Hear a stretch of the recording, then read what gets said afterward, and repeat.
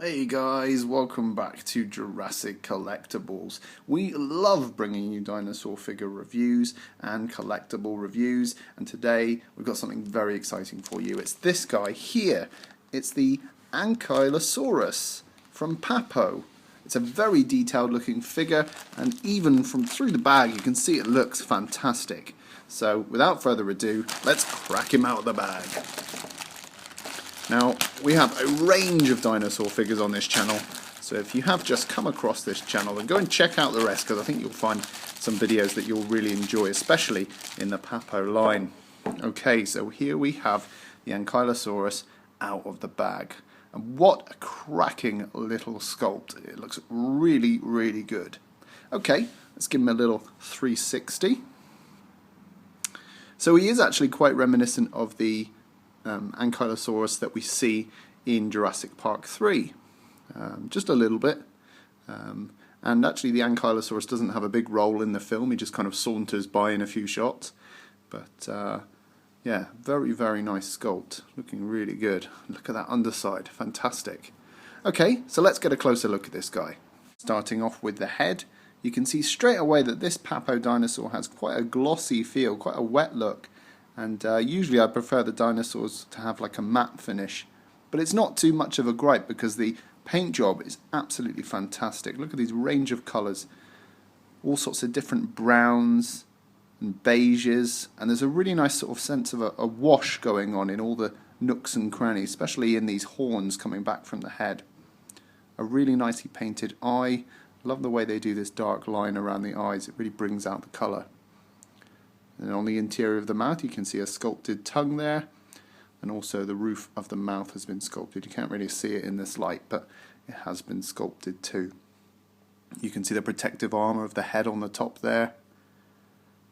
And then as we carry on down the body, you can see its prickly shoulder there, a nice attention to detail, and a nice sense of compression in this upper arm meeting the lower arm. Very nice. And then you can see all these beautiful sculpted horns going along the back, each with their own wash. And probably my favourite part of this dinosaur is this area here. I love the way they've painted this. I know that I've seen this on an alligator or a crocodile or something, but the way they've done these little dots gradiating into this beige really feels realistic. It's such a nice detail. Might be off some sort of lizard or something, but it's just my favourite attention to detail is that part there. Underneath you can see we've got this really nice sort of lizard-like skin, and you can really see the muscles here as well. You can see the pecs. Here they've paid particular attention to detail to make sure that these scales are not even. You can see here they're really tight and small, and here they're really spread out, as they would be in the natural world. And on quite a lot of dinosaur toys you see the scales quite sort of regular and even, and Papo have really paid a nice attention to detail to make sure that that doesn't happen. You can see the skin here is being pulled away from the body. It's really nice. Very dynamic pose. Just lovely variation of colour all the way down this leg. Just nice sense of contrast. Really nicely painted toe claws. And then as we go back you can see all these lovely scales and horns on the back. And then we go up to the club, the famous club, which the Ankylosaurus would have used for defense. Look at that. Fantastic. Really nice. And then as we come back down you can see all this beautiful scaling. Nice protective armour there. And again nice musculature on the back leg there. And you can really feel the tension in the skin being pulled across the body. Really, really nice. And again, just a beautiful eye on this side. Look at that. Now, unfortunately, the jaw is not articulated, so you can't open and close the mouth. And although there is a seam for the head there, it does not turn, and neither do any of the legs. But we've come to expect that from Papo because we're getting such a quality figure that we don't expect too much articulation. Okay, so it's size comparison time. Let's bring in the Papo Oviraptor. Now, this one has been reviewed on the channel, and he comes complete with an egg that he has stolen from a nest.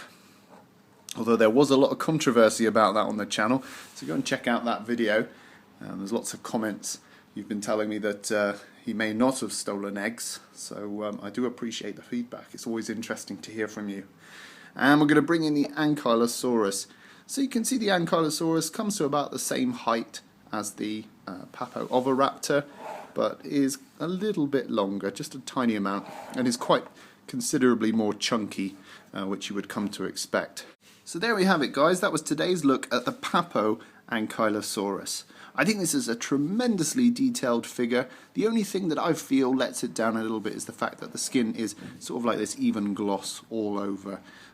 But I really love the attention to detail that they've paid with all the armour and all these lumps and bumps all over the body. It's a beautiful sculpt and a beautiful paint scheme. Okay guys, will you be picking this one up? Do you own it already? Let me know your thoughts about this figure.